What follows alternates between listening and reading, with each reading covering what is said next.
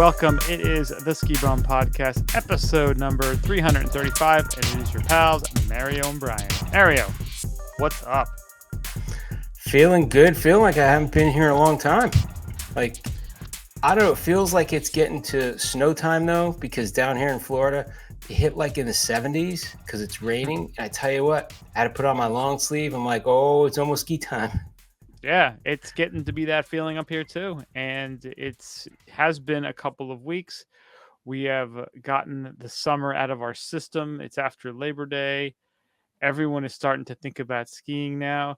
And people are selling their ski resorts, which is what we're going to talk about in the main topic, with Powdr starting to dump a couple of their properties and changing their direction. But that's for the main Who topic. knows? Maybe we'll hit the lottery and buy one ourselves. $600 million. We could be the winners of that. I don't know. Perhaps. Oh, will the podcast change if that happens? Oh, Ain't that? I can only hope. You won't know that we won, but there will be signs. Oh, there will be big signs. We'll have chalets and helicopters taking us around town. We'll be heli bar hopping and heli skiing. I like the idea of that. Thank you so much for listening. We do appreciate it. Check us out, skibumpodcast.com. We are on the socials, X, Instagram, Facebook, Untapped, YouTube, at Skibum Podcast. You want to send us an email? skibumpodcast@gmail.com. Do you want to be part of this? Do you want to be part of the pre-greatness phase of the Skibum Podcast? Go to patreon.com/Skibum Podcast, and there you can join one of the 3 tiers. You can be a founding member of the podcast. It's like the clean OnlyFans for podcasts, right? So pretty much that's a good way to describe it. Yes, the non-nasty OnlyFans, which is Patreon. Yeah. You know what? It's almost ski season, but there is still time to get yourself into some great shape. And you know how you can do that? You can go to 10,000.cc. Some of my favorite gear. I'm actually wearing the interval shorts right now. Athlete-led design, test, iterate, repeat, iron sharpens iron. Their motto is better than yesterday. At the heart of 10,000 is the idea of pursuit in business, fitness, life, and skiing. They believe in moving forward with a quiet dedication to constant improvement and to becoming just a bit better than you were yesterday. If you go to 10,000.cc, use the code BSchneider15, BSCHNER. I can't spell my name right now. BSCHNEIDER15, 15% off. Go for it. And also, a little teaser, a little preview. Snowbound Expo.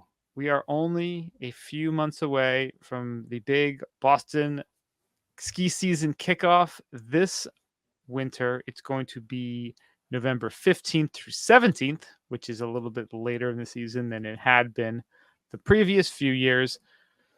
It's going to be awesome. We're going to be there. We're going to be there Friday and Saturday. We're not hosting a stage like we did a couple years ago, which was so much fun, but that's okay. We'll be there. We'll be hanging out, doing stuff. If you go and you need tickets, we've got a link in the show notes. If you use the code Skibum Podcast, all one word, you can get free tickets for the whole weekend. What a deal. What a deal. So we'll have the link in the show notes. So if you go to the website, skibumpodcast.com, we will have that there. You're welcome. Mario, let's kick this off the way we always do. It's time for Opry Today. So we got a little speciality this podcast because we did a lot of research. We were talking, if you heard or watched our last podcast, you know there's a lot of drinking going on, a lot of shit talking, but while we were shit talking, we were actually shopping. So there was stuff going on. And now you can actually see the fruits of that messy podcast because we did buy the Peak Montana bourbon whiskey. Look at that. That was a story the last episode, and now it is a reality. So I can show my bottle proudly. Look at that. Beautiful bottle. God bless. I did get the rye, and that'll be for another podcast. But perhaps Mario already did win that $600 million lottery and is just buying all kinds of fun stuff. Yeah. So now I don't know. I might use Pappy Van Winkle to flush my dookies down and drink this if it's really good. You never know. Peaky Just never Van know. Winkle. Peaky Van Winkle. Peaky Van Winkle. So this is Peak Montana bourbon whiskey. They got a nice write-up on there. When they created this, they wanted something from Montana, something local.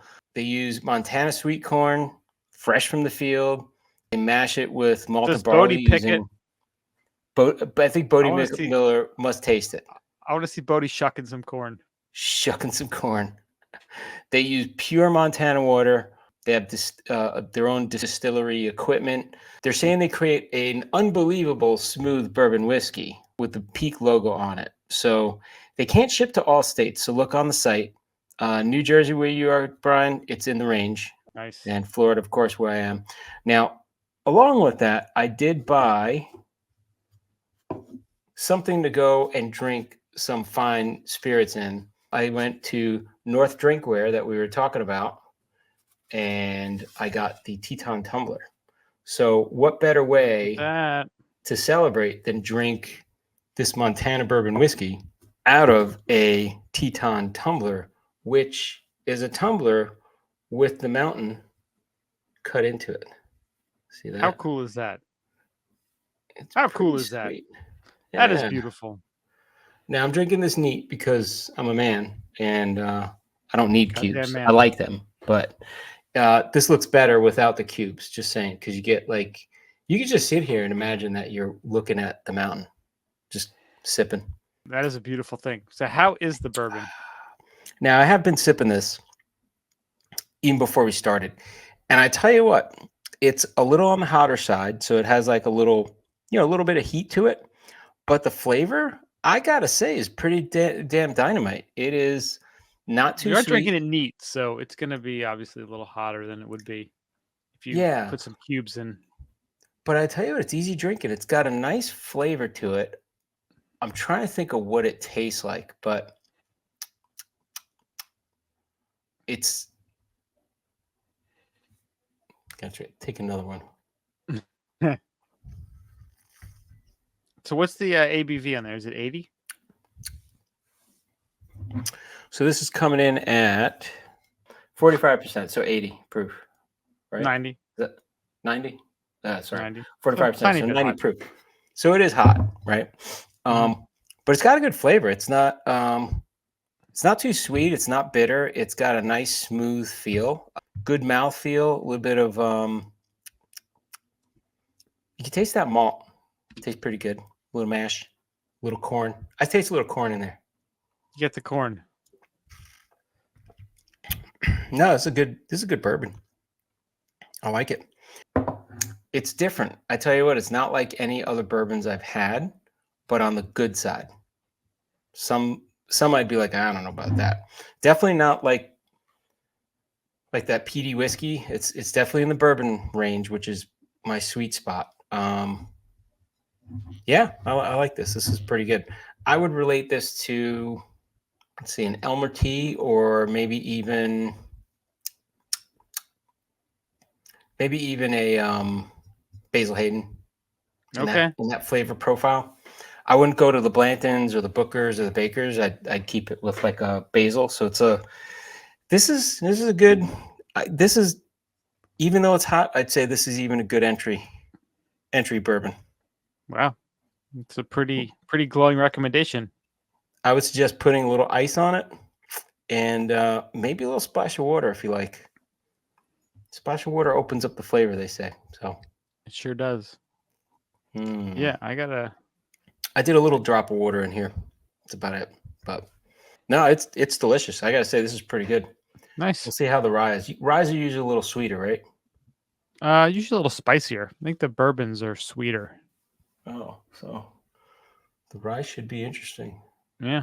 But perhaps that'll be the next podcast then. And there's that bottle. Just Look to tease at you. Just throwing money around. I love that. Throwing it around, supporting the brand, supporting Bodie Miller. Brand. Bodie needs a new Ferrari. Bodie does need a new Ferrari. Who I hope doesn't that need a new says Ferrari? I hope that says Bronco on the website that he's standing next to. It's a nice classic Bronco. Looks pretty sweet. Yeah. You need to compliment that with a Ferrari. You're right. So my app rate today is it's disappointing but necessary. I was off. So since the last podcast, I was talking about how, I was in such great shape, and then August just decimated me. We had visitors, we had birthdays, we went up to visit family up in upstate New York for a couple days. I You have know, like just COVID and eaten. shit too. Like you I ran the just been gamut like this summer. I've just been eating and drinking like a absolute maniac, and I realized too, like I don't walk. I don't like I've done like no cardio, Did you and get fat? I gained like 10 pounds in fucking August. Like it was Yeah, really bad. I like It was that. it was Gotta like get so thick. You can't be petite. You gotta gain a little weight. for A my little junk for in the my trunk. son's birthday, we got an ice cream cake, and I ate Oh, 3 pieces of ice cream cake that day. Now, it was I was gonna because say they you didn't could eat in finish 3 it. cakes, couldn't you? They didn't finish their slices, my kids, and it's not like you can save ice cream cake. It's like you got to eat it or it's going in the garbage. And I'm not That's the the cleanup. price they charge for these fucking cakes by me. Like I'm eating the thing. I'm not gonna let it go to waste. So I ate 3 pieces of ice cream cake. Next day, have another piece and a half, and then Nice. you're eating like just all their terrible stuff too, just wolfing down chips and salsa like it's going out of style. Damn. I just have felt so Now goddamn batting fat. cleanup, Brian Shire. Pretty much. So I am taking it easy a bit. I am drinking a Waterloo mojito mocktail, Oh, look at that. which is very, very sad, but Those also are great with a quite little good. bit of drinkable weed in there. There you go. That's actually not a bad idea. I do the Couple drops. mocktails with weed now. That's how I roll. I Yeah. roll strong. I got to keep But- it from people at work. I don't tell them. Yeah. So this is the mojito mocktail. So it actually has a bit of that minty, limey, not rummy taste that you get from a mojito, and it's, as far as seltzer goes, not too shabby. It's pretty good. Doesn't suck. That's good. Doesn't suck. Doesn't get you excited either. You're not gonna create some memories drinking mocktails, but that's okay. Not every day needs to be. But in the that's actually a 500. good point. With a mocktail, you will have memories, so you can make memories, right? If you're hammered, you might not Listen, remember. So it's the just saying. kids' first day of school tomorrow. Like I know it's on as soon as as like the alarm goes off. So it's just go time. Got to step the game up. Gotta get on the straight and narrow. So It is go time. it is go time. You'll wake up and it's time to get up. That's right. And speaking of go time, Let's go to ski news. it's funny how we're having some, I don't know if it's flashback is the right word, callback from last episode. We had the peak bourbon we talked about. You got peak bourbon. We talked about Lindsey Vonn last week. We're talking about her again. We got Lindsey Vonn. You can ski with Lindsey Vonn this winter in Colorado. We didn't buy Lindsey Vonn. No, we don't have that kind of cash these days. You never know. That could happen too. It's true. We hit that Saying lottery. there's a chance. Just saying. Hit that Saying- lottery. We could pay her for a guest appearance. I don't know. So you're saying there's a chance. Talk to her agent, maybe cameo on the show. You never know. So check this out. So earlier this year, Lindsay and Three Forks Ranch in Colorado announced a partnership for her to be a brand ambassador for the private yet accessible skiing getaway. Known as the West Kept Secret, this resort is an exclusive mountain oasis that provides guests with a beautiful wilderness getaway. It is located in the heart of the Rocky Mountains, just 40 miles north of Steamboat. It is open year-round for guests to enjoy not only skiing, but wellness retreats and treatments, fishing, horseback riding, mountain biking, archery, and more. Nice. As brand ambassador, Vaughn will help to bring awareness to this pristine ski area. Skiing at this property was only made possible via the restoration that took place when 16 miles of the river were rehabilitated to decrease erosion, and thousands of beetle-killed pine trees were removed for fire mitigation. Wow. If the private and uncrowded slopes, stunning lodges, and perfect runs aren't enough, guests at the ranch will have an opportunity to ski with Vaughn herself this winter for 2 weeks. A whole 2 weeks in February and March, she will host guests on the private mountain. If interested, it is recommended to book soon as spots are going quickly. The ski area is less than half a mile from the entrance to the main lodge, is only accessible by heated snowcats, and has runs that cater to all levels of skiing and snowboarding. Everyone skis with mountain guides who are wilderness first responders and has the ability to get private instruction if interested. Mountain has 23 runs, 350 inches of average snowfall per year, creating an uncrowded, unforgettable ski experience everyone can enjoy. That seems like a pretty fun opportunity. See, that's where you know, I was talking to somebody about gifts today, and there's gifts that you give somebody to have stuff, but then there's those gifts of experience. This is one of those things, man. Hey, you can ski with Lindsey Vonn. Yeah. That's magic. You'll never be able to put that in a box, but you'll always be able to remember it.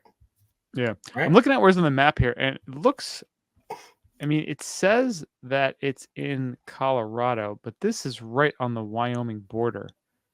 It looks like it's actually in Wyoming. Now, I don't know if the article, I mean, it does say Three Forks Ranch, Colorado. Yeah, I mean, it's way up there. And if you look at the picture of the lodge itself, I mean, it is stunning. It is beautiful. You think they have a hot tub in there? I think that is not a concern. They definitely got some. They got some nice amenities at this place. Do you think they have a bar in the hot tub? That's my standard now. There is not a bar in the hot tub, but there is a very nice hot tub. Many of them. Bar in the hot tub. That's the top right there. We've had that. Yeah, but the problem is, the people who are going to the bar at the hot tub. I was talking about it with some people this weekend, like talking about how just traveling before kids, like traveling in September, like going on vacation, like end of September down to the Caribbean and stuff.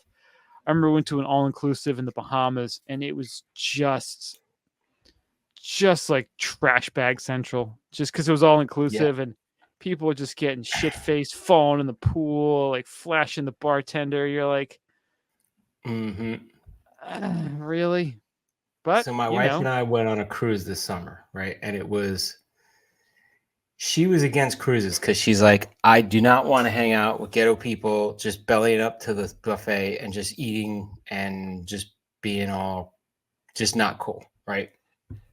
So we did that Virgin cruise, and I tell you what, it was classy, elegant, but it was expensive as fuck. But I tell you what, for the one cruise that I took in the last 10 years, that's all I'm doing. That's all. I got it. I got it out of my system. I'm good. Yeah. Yeah. That's, and that sadly is sort of the way that most vacations go. If you do spend crazy amounts of money, you can avoid the masses. Crowds. It's just the crowds and the pushing and just the shit show. Now they have like, speaking of cruises, they got like people just duking it out on cruises these days. I'm like, yeah, it's because you went for the one that was on sale, not like the regular one. Just saying. It's an unsanctioned fight. It's international waters. Look, we're just having, you can go onto FanDuel, you can bet on it. Like, just let's go. I'm sure, right? Once you hit international waters, they open up that casino. You could have UFC fighting. Who's going to control? It's Thunderdome out there, man. You do whatever you want. That's how I think they should have particular cruises that actually encourage fighting. It's like the damn purge on the water. Yeah, watch out, man. It can get very, very bad very quickly. What was that documentary with Shrimp Tree? That backyard brawl. Wasn't something dogs? Dogfight. There you go. Yeah. Yeah, dogfight. It was a backyard brawling like that. Oh, Kimbo Slice, yeah. That shit still goes on, man. Why can't they have a dogfight cruise? Dogfight. Oh, I'm sure they do. Like a tournament? Stay back. They empty out the pool and they fight in the pool.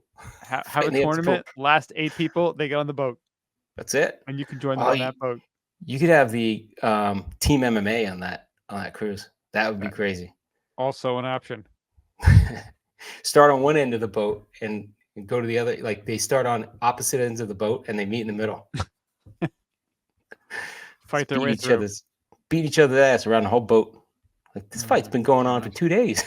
That's it. Just stalk each other. Oh, just brutal. It was brutal. All right, West Virginia. A West Virginia tourist attraction is adding year-round ski slope. So in Huntington, West Virginia, which is, I think that's where Marshall is, right? Huntington, West Virginia. Is that where it is? The History Museum is adding a year-round ski slope to its list of attractions. So Heritage Farms just announced it will be building a year-round ski and tubing slope. $8 million construction project began in April, and its goal is to open in 2025. So it's going to be a dry synthetic run with a misting system to keep the surface wet and carvable. So I'm thinking this is year round. You're skiing all the time. Yeah. That's pretty cool. So one of the main goals is to teach all the local school children and their families how to ski, which I love. That's like one of their goals. It's a wonderful sport that multi-generations can do together once everyone has learned. We want to provide an opportunity for local students and their families to learn how to ski, snowboard, and ice skate in a safe environment. So I guess they're going to have ice skating too. So that's really cool. You grew up in West Virginia, why the hell not? And you are right. Marshall University is in Huntington. Boom. Nailed it. I know how to know that. Go App State. That's how I know it. So let me ask you this. If you're really rich, why do rich people not build their own ski slope like this? You can have a mansion, you can have a ski slope. Like Bodie Miller, his palatial estate can have a big ski slope right next to it, right? Or the Tomato, he's in like a big city, just right there on the side of the building, have your own snowboard, half pipe or something. I don't know. I don't know if that's enough for them. I think a lot of people, there's more to it than just the act of skiing. Yeah. There's the recognition, there's the people, there's, it's, I don't know. I mean, for someone like me, I would love that because I don't need anything else except the snow. Like, give me the snow. Let's get like a big company and do I don't that. have the money to run a snowcat and grooming and maintenance. That's kind of the rub. That's my rub. You're a Fortune 100 company. You got a big skyscraper in Manhattan. You put a fucking ski slope on the side of that. Everybody's calling you a baller on Wall Street. Just saying. They're like, I don't know about that company, but they got a damn ski slope. What do you got? Yeah. Right? You got a climbing wall? That ain't nothing. They got a ski slope. Yeah. I mean, I wonder how much the dry surface, the dry synthetic surfaces that they use, how much that's evolved over time and how much can it evolve, and can it really ever get to a point where it's 90 to 95% mimicking skiing, or even closer to 100%? Yeah, I wonder about that. That's a good point. Because it's a carpet, right? So it's kind of, and then they wet it, so you get that sliding, you get that friction release, right? Yeah. But there's different things. I mean, there's the rollerblade wheel skis that people use on dry pavement. There's that. There's the actual fake snow. I mean, a lot of different ways to do that. They haven't got it dialed in quite yet. That's the problem.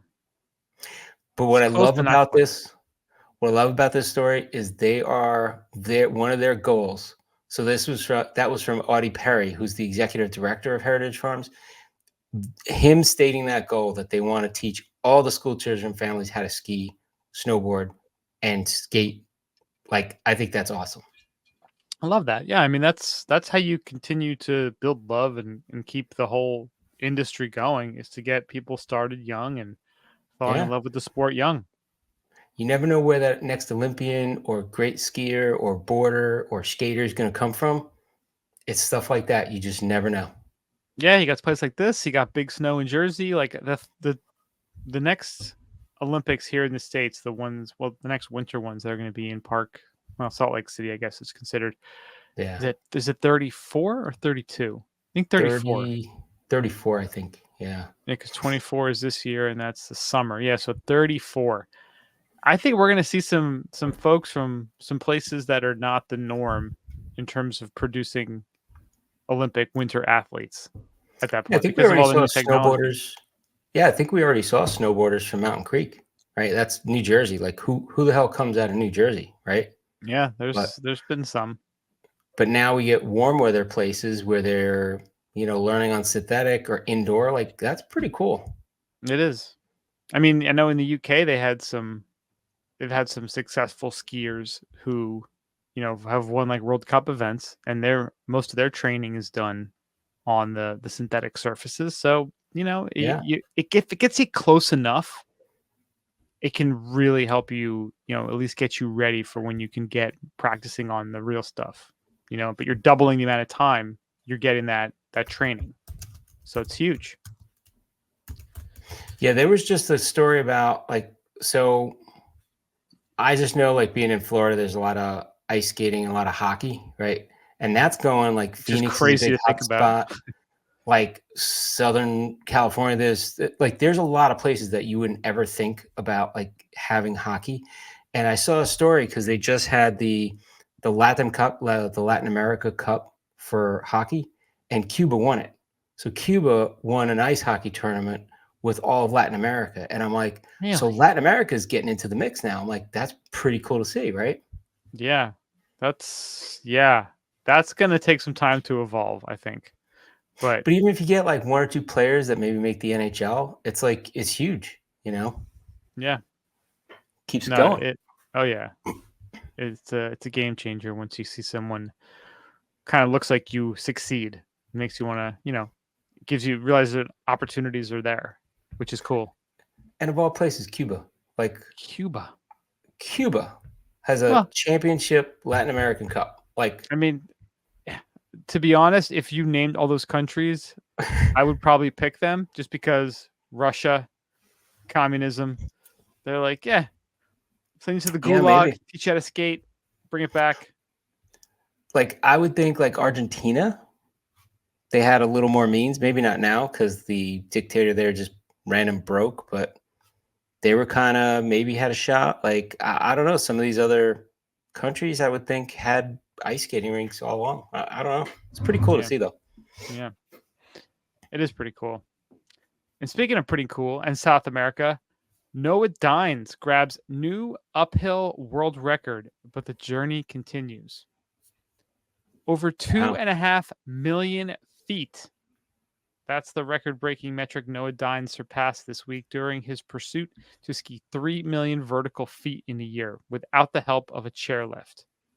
Damn. He earned every foot with his skis and skins by shushing uphill and to date climbed the equivalent vertical feet of Mount Everest over 80 times. Damn. He established the new world record for most human-powered vertical feet skied in 1 year on September 2nd at El Colorado, a Chilean ski resort, supplanting the previous record holder Aaron Rice. On the record-breaking ascent, Dines was joined by two friends from Vermont, professional skier Parkin Costain and Costain's filmer Patrick Conroy. It was a pretty special moment, says Dines. It was really fun. Enjoying the accomplishment with new and old friends elevated the experience, as did riding alongside the ever-talented Costain. Watching someone like Parkin ski, of course, is always a treat. He spent the last leg of his journey in South America racking up snow vertical feet. His mission to ski uphill year-long began earlier on January 1st, 2024. He started at midnight in Stowe, Vermont, and spent the rest of the month climbing and skiing the northeastern slopes. The region's supposed lack of big mountain terrain did not slow him down. It was actually super efficient, he said, making note of the northeast sustained steepness. I did my biggest month then. Then he ping-ponged across the country and the world to continue the adventure. Destinations included Saint-Gervais, France, near Chamonix, Innsbruck, Austria, and now South America, where he will remain until late October or early November before returning stateside. He considers Stowe home, so that's where he'll end 2024. Despite accomplishing the record-breaking feat, his sporting background is remarkably normal. He skied some growing up in Boston, ran track and cross country during middle school. I didn't even play a varsity sport in high school. The farthest I got was JV soccer. Went to Yukon, moved to Maine for a few years, began skiing. During his second winter there, he got a telemark set up. And then he started Damn. ski touring at Camden Snowball. And that's where he first started falling in love with the sport.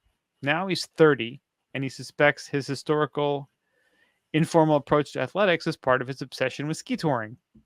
Still progressing, getting faster and stronger. And he said part of the reason that he wanted to do this is because he never tried really hard. He's never fully invested himself in one thing. I don't know what that feels like, and I'm getting that experience this year. He haven't half-assed it. Since January 1st, he skied almost every day, steadily cruising uphill towards his overall goal. He estimates that he's only taking 10 or 11 days off during the 3 million foot push, primarily to travel. Wow. To recover outside of the skiing, he eats and tries to do as little as possible, spending many of his waking hours off the hill, nearly but not quite asleep. Wow. While touring, he does not push himself too hard. I say that I tend to ski much slower than people that care about speed, but faster than people that don't, which is kind of an interesting way to describe it. For terrain, he's kept it mostly simple. He usually skis alone and has logged considerable hours in areas with lower avalanche risk. Smart. He isn't currently working. 7 days a week skiing creates an all-consuming schedule. He's relied on a mixture of savings, sponsor support, and a GoFundMe to keep the dream alive. In his Instagram bio, he lists several brands, including Fisher Skis, Maloha Clothing, and Plink. Logistics and funding and all of that have been undoubtedly the most challenging part of the year, he said. Outside of skiing, he's worked as an educator and is a former instructor at Mount Mansfield Academy. I came into this from an educational background, not as a pro skier. So while the world's record is now notched, he will continue to pushing for the rest of 2024, and his initial goal, 3 million vertical feet, remain within reach. I think I can do it. And after finishing the conversation, I shot Dines a text to ask about photos. He told me he would send them to me when he was done skiing. Yeah. And he said, "Were you skimming while we were talking?" He said, "The entire time." Wow. So, yeah, I mean, what a crazy goal to have. And the fact that he already broke the record and is still trying to get that 3 million vertical goal is so bananas. And my first thing I thought of, obviously, was like, how do you do this? And of course, like, he's dedicated his life, this year of his life, to doing that. Yeah. And it's pretty incredible. How do you go back to a normal life, though, after this, right? So for a whole year, you've been skiing and skinning every day, just about, right? Only 11 days off, right? So this is what he does on a regular basis. His body's used to that. His lifestyle is used to that. Like, he gets back, he's like, I don't know what to do with a Saturday, Sunday off. Like, what do I do with the weekend, right? It's like leaving the military. You're just like, wait a minute. What am I? Yeah, what am I? Do you civilian jump life on a is not for treadmill me. after this? Right. Do you jump on a treadmill after this and just constantly walk all day? Like, maybe. Is he going to Stowe and staying in those lift lines on a holiday weekend? I mean, that's. Does he get to skip the line? That'd be awesome, right? Special pass that puts him to the front. Yeah. Yeah, world record holder. I got to keep my world record going. Yeah, that's it's an incredible feat. I mean, that's pretty 3 million feet. Now, I wonder how he's tracking this exactly. If it's just like an app, if he has something more formal.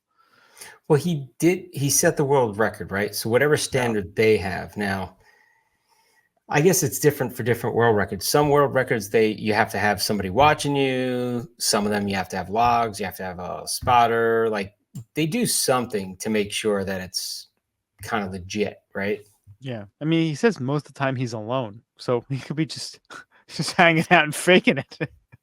Well, you get from point A to point B. If there's no vehicles there, it doesn't matter if he skis, throws himself down the mountain, sleds, like, it doesn't matter. He's still doing the feat, right? Yeah. No, it's true. As long as he got there. There's got to be some sort of... I threw myself down about half of that. Remember that Kickstarter from a bunch of years ago? It was like a personal chairlift or like a personal like rope tow. Yeah. Remember that? Pretty cool. Imagine he's got one of those. Starts like just throwing it up top, just cruising up. Around. He's like, nobody's around. Time to hook it up.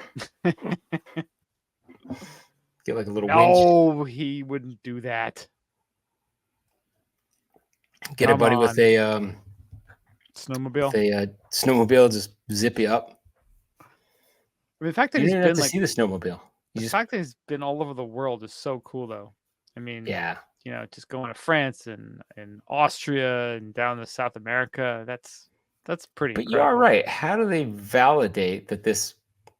I'm not going to take it away from. I'm just saying, like, when they say it's the official world record, like, I'm curious as to like what's the criteria for tracking this. Like, because if you wanted to just step out today and say, I'm gonna do it this year. I'm gonna start now. I'm gonna take 1 year and try to break that record. Where do you start? Right. Yeah, I mean, you probably. I wonder if there's some sort of GPS coordinates he has to put in. Would GPS even Gotta work? Because wear that's an really ankle bracelet. yeah. That'd be awesome. You wear an ankle bracelet, or they chip you. They chip you for a whole year. Could they put an air tag in you? But again, that's just So I'm latitude, saying they chip you longitude. like a That doesn't dog. have. They just put it right in your thing. Just now we know Yep. where he is at all times. Does that test elevation? I mean, there's got to be. Because I know like the apps on the phone would do that, but maybe there's some sort of app that's approved for the Guinness Book of World Records that allows it. I mean, I don't know. It's like Running Man. They chip you with one of those tags that like will explode if you go outside of like adrenaline. Like Perimeter, yeah. if you don't get any more vertical up or down, you blow up. Right? Like you That gotta kinda keep keeps you moving. going. Gotta be like a shark. Gotta keep moving. For 1 year. Are you gonna take the tag, bro? You gonna take it? Yeah, I'm gonna do the tag. You get the tag, you better be going up and down all the time. You be on a ladder, like in your house, just going up and down. So you don't die. Kind of like speed. Yeah. Has to be above 55 miles an hour, right?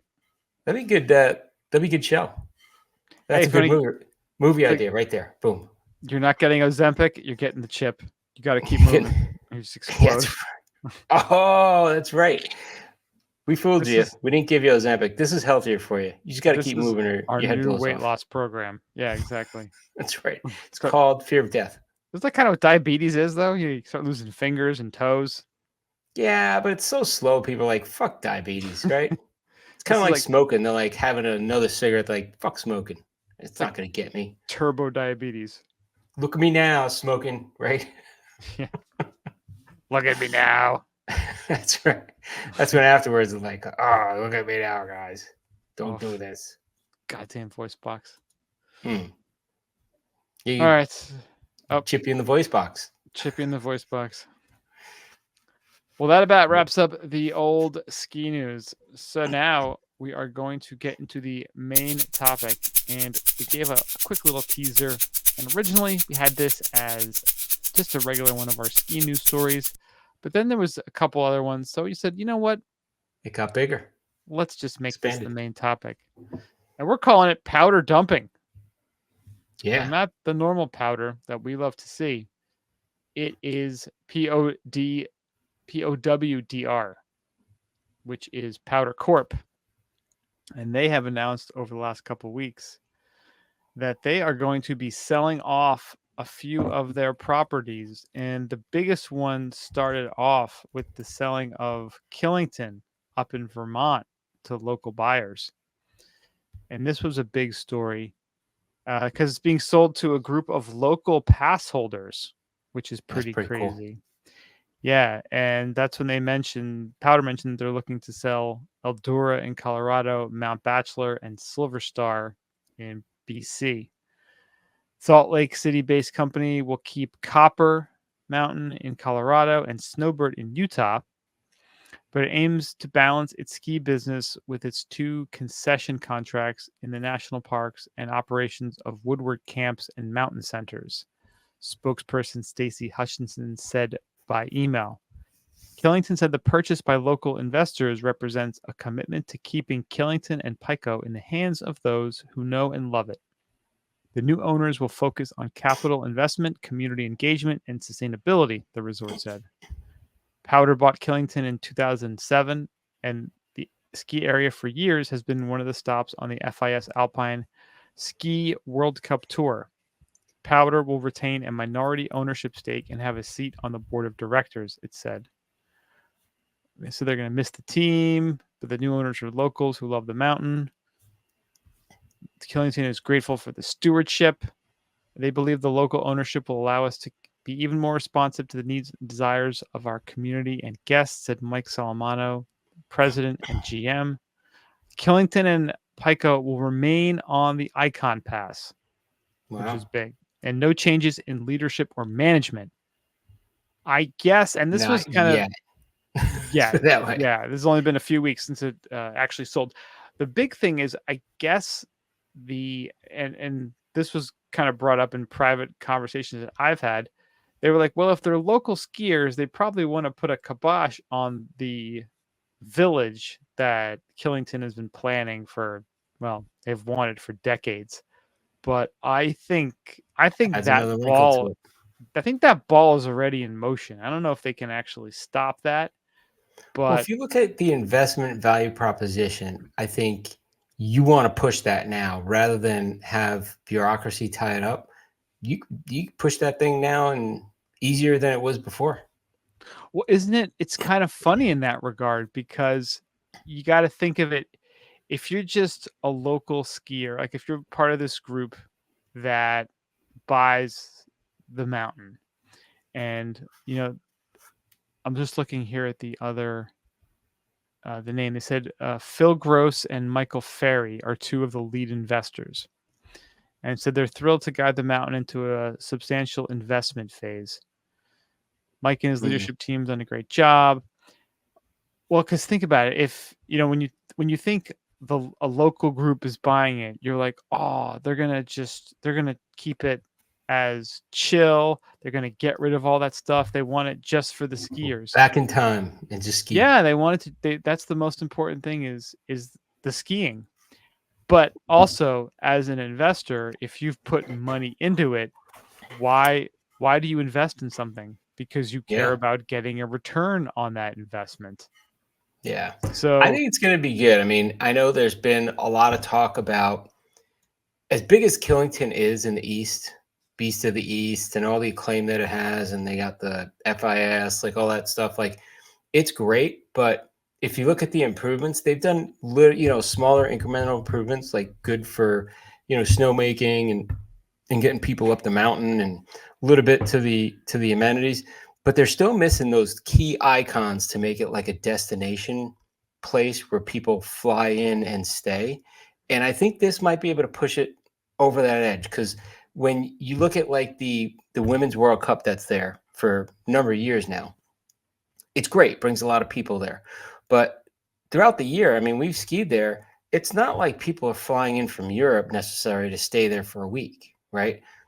Vermont's charming. There's a lot to do, but there's stuff that has to be developed to make it like attractive to people to stay there, like for a whole week on there as a destination. So I'm wondering if it's going to start moving towards that direction. That's kind of what I'm hoping. I know Vermonters, having been there for a number of years in skiing, there might be some pushback, but it's about the progress, right? yeah, and I'm looking at some more information here, and they're saying that the further details about capital investments will be announced after the closing, which is expected to occur this fall pending standard closing conditions and necessary approvals. No sales price was announced. And I saw somewhere that, okay, Killington Resort, the town of Killington, and the Great Gulf Partnership will continue to build out the brand new mountain village. So that's Nice. so that is going to continue. Now, Powdr is a publicly traded company, right? I don't think Or they no? are. Okay. No, I don't think so. Because that would make it a little like where they can't do things and like the whole crazy stuff. So Yeah, it's just a matter they just want to kind of keep everything on the wraps till the sale's done. Yeah, I don't think they are, but I'm not positive. It's a private company, so yeah, it's not. Oh, yeah. And I was looking at Powdr and I was like, so what are they going to do after? But they're keeping a handful of, they're keeping Snowbird and Copper. what's the other? Copper. So those are pretty two big, and Woodward. So they got a base for. I'm interested to see what they do, right? Because think about it, they're getting this big cash, infusion to their Mhm. company. Oh yeah. Is it going to go out in profits to owners, or are they going to take some of that or a good amount of that and start blowing out like Woodward? Maybe make a bigger footprint of that, or like it'd be interesting to see what happens with those mountains too. So I don't think this is all bad. I think this might be good for everybody. Well, I think it's kind of cool that you're bringing it back to local folks. I mean, that's who's Yeah, always adversely affected the most whenever one of these resorts gets thrown onto a big, one of the big passes. I mean, it's that they've always complained about, like, oh, now it's not the same. We can't park anywhere. There's so many more people. right. This is not the Like mountain you that want we're used to. economies of scale, but when it gets too big, it gets a little too watered down. It becomes like Walmart for everything, right? Like, Yeah. And another interesting little fact here, it says, so the sale will include all of Killington Resort, including Pico Mountain, the Wobbly Barn, Killington Sports, Killington Golf Course, the Adventure Center, and the Killington Grand Hotel, our employee housing locations, wastewater treatment facility, etc. nice. The So wobbly that's is in there. that's the whole shebangy bang, everything. Maybe they'll renovate the wobbly to be a little nicer. There's no need. Wobbly's just Wob- right the way the it is. wobblies, it does what it does. That's true. It's a wobbly barn. I mean, what more do you want from it? But the frustration while we skied many years at Killington has always been, they could do this to make it better. And then the answer in our own head, we would answer our own question. And it would be like, but they don't have to do anything. And people still come here. The Right. So old Killington good enough. maybe now good enough is, well, wait a minute. Investors want to make it better. Like that's what I would love to see. Yeah. Right. Yeah. Let's make things better. Let's have utopia on Earth for skiing. How about that? Yep. So then, while that was going down, Eldora, the general manager, Brent Tregaskis, he sent a note out, kind of trying to, I guess, set expectations for the folks out there, the pass holders, and they said that they know they're going to be sold, but they don't really plan on changing anything. They're going to remain on the icon. They're going to keep doing what they're doing, and they're just kind of business as usual, which is, They said, what you fuck you. got to You're do. going to have to send the National Guard to get us out of here. That's We're not right. leaving. Was We're it not Rock? leaving. Is it Rock Ridge? They that compound that they had in Oregon, and they set up, and they Yeah. needed the FBI to come in, and that's it. Better send the ATF, FBI, whoever you got, because we ain't leaving. That's right. We're skiing, bitches. And then an interesting news story that came out this week is that Central Oregon locals form a B Corp with the intent to purchase Mount Bachelor. Nice. So one of the ones on the list was good old Mount Bachelor in Oregon. And this local effort emerged to buy the group in Central Oregon came together to put together this B Corp to purchase it. So guests at Mount Bachelor have grown weary over the years of Powdr's ownership.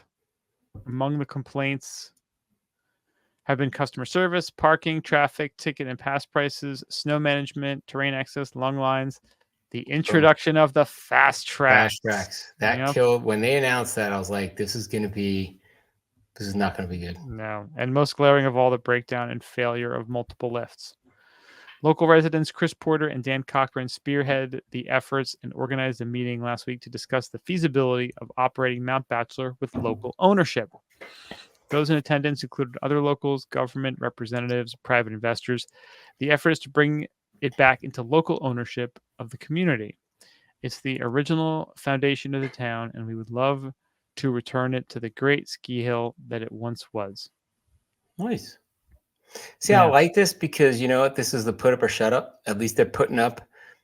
It's easy to bitch about a big corporation doing stuff that you don't agree with and complain and piss and moan, right? But you know what?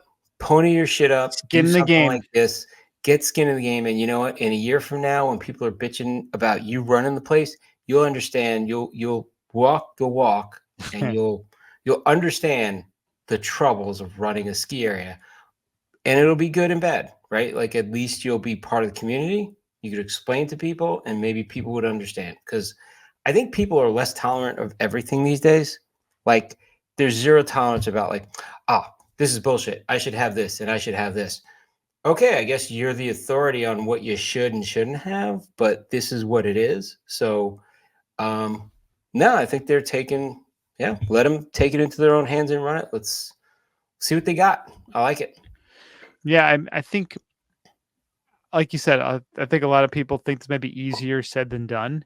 But now, when you're the one whose head is on the chopping block, you're going to think a little bit differently about how to proceed, how to price certain things, how to prioritize the maintenance, investment the and construction, maintenance. the contracts, the community, the environment, everything, all the stuff you used to just bitch about. Now you're in charge of. Yeah. Like, welcome to the game. That said, when you are part of a megacorp or a larger conglomerate of all these mountains, sometimes there has to be a favorite. It's like, there's always gonna be one resort that's gonna be the one that's gonna get the lion's share of the funding, of the revenue. And maybe with selling these off, if these resorts maybe made more or would have netted more if they were individual versus part of a group, we may see that now. So maybe they're operating on a 15% profit margin. Maybe now they're at 20. And at that amount of revenue coming in, that could make some serious changes. And if the people who are the owners are making those decisions for their mountain, it could be they may have better boots on the ground, knowing what needs to be improved versus headquarters in Salt Lake City 3,000 miles away, not really knowing the ins and outs as well as those folks do. Yeah, I would. It could go either way. That's what I'm saying. Weariness, I could pick apart right now and be like, so the fast tracks, right? So something like that. They try it out, doesn't work. They quickly change it versus a big corporation that says, now we're towing the company line. We're going to ride it out, right? So that's something where you get a little bit more nimble. You could change that, like, that's a stupid idea. Let's pull back. Something like long lines, right? Lift ticket prices, are they really going to go down? Once they're up, does anything really go down? Yeah, parking's a space issue. You have so much space. If people want to come to your mountain, you're always going to have parking issues. You're always going to have lift lines unless you start limiting passes, right? So some of these things, like if you're successful and you're a good mountain that everybody wants to go to, you're going to have some of these problems and they're going to be constant gripes. You're not going to get around them, right? So,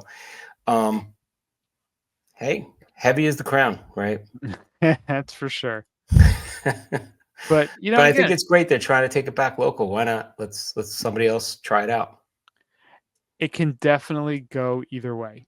I think is the moral of the story. It can go either way. And I hope it goes in the positive direction. I hope that they are able to make it work and that they are successful, that they take care of it, that they help it to achieve what the greater goal is of the groups. Because, again, at the end of the day, what do people want? They want more, better skiing for everybody.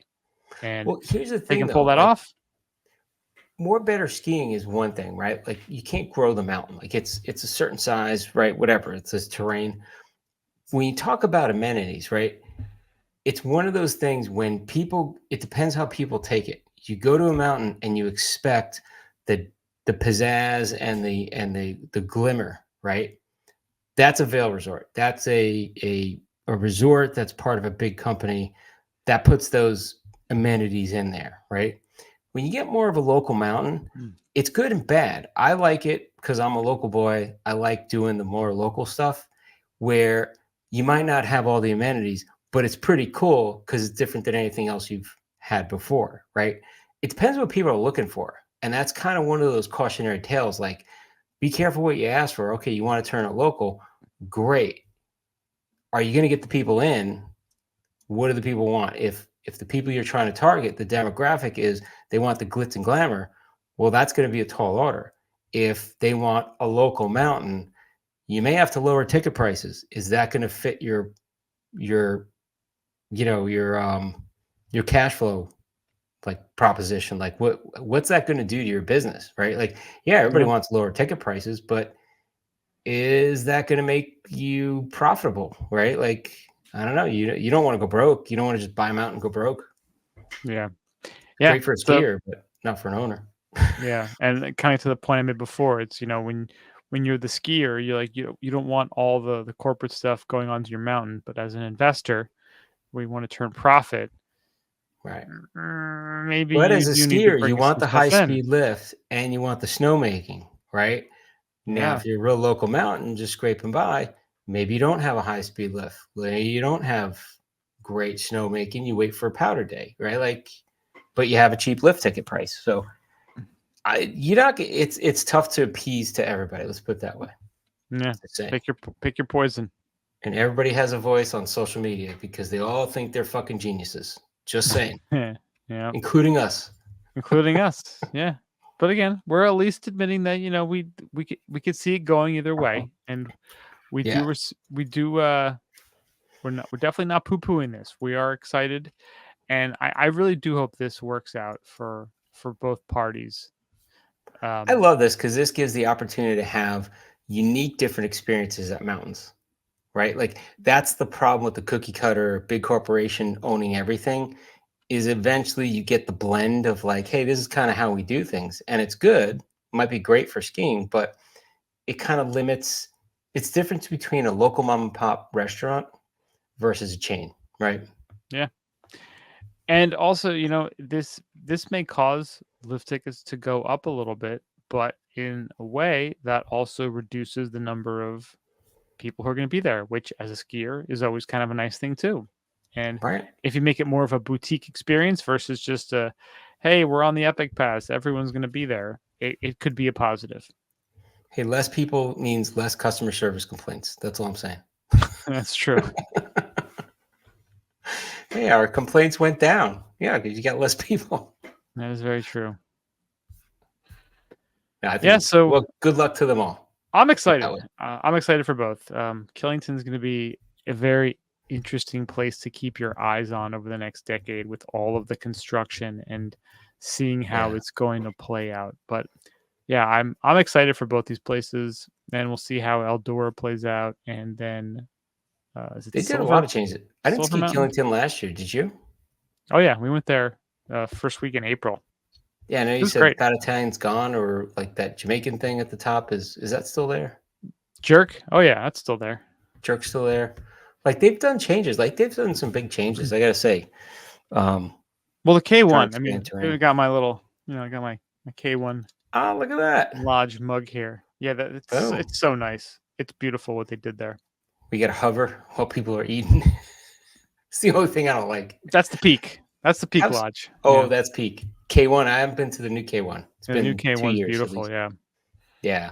Peak is just, it's bizarre. It's nice, but it's like people hover and they're like, you leaving? No, I'm getting up to go get a fork. Ketchups. I need mo ketchups. That's it. It's like, are you leaving, man? Oh, no. I'm just getting up. That's No, it. you got to do it on like a Tuesday in April. Yeah. It's great. It's the way it should rough. be. And it's good that it's crowded, that they're good, but like they need to do something for crowd control there. That's my gripe. See, that's my customer service gripe. That's me. Well, that's why they created the new K1 lodge, because Yeah, that's right. it takes a lot of the traffic away, and they're redoing the other ones down there. So Because people like me wouldn't be Killington's there to complain anymore. See, that's good. Well, because of the village, they're going to get rid of the Snowshed Lodge, and then they're going to redo the Bear Lodge. So there's going to be a lot of stuff happening at Killington. So these folks definitely have their work cut out for them because, again, there's things that they want to preserve, but also things that need to change. I gotta say, Now in it's the on ski them. world, there is a lot going on. I mean, you got that whole Netflix guy bought Powder Mountain. You got this whole split up now going on. And it's going more indie. It's going more like local, which is kind of cool. That's how it should be. Yeah. That's how it should be. It's nice to have a mix. Yeah. Find what works for you and go with it. That's the beauty of that's why they're all different. That's what makes them exciting and unique. So find what works for you. And on that note, what works for us is ending this podcast. So thank you so much for listening. We do appreciate it. Check us out, skibumpodcast.com. We're on the socials, X, Instagram, Facebook, Untapped, YouTube, at Skibum Podcast. Send us an email, skibumpodcast@gmail.com. Reach out to us now about Snowbound, about hooking up, because we will be there at Snowbound. Yes, that In is going Boston. to be November 15th through 17th in Boston. We are excited. We're booked. We're locked in. We're going. Can't wait for that. If you need tickets, One of my unofficial goals is to meet up with a group of our followers there. That'd be there great. you go. If you need tickets, Ski Bum Podcast, use the code and you can get free tickets for the weekend. You're still doing your training, get in shape. 10,000.cc, use the code BSchneider15, 15% off. Thank you so much for listening. We do appreciate it, and we'll talk to you guys next week. Stay high, stay falutin'. See ya.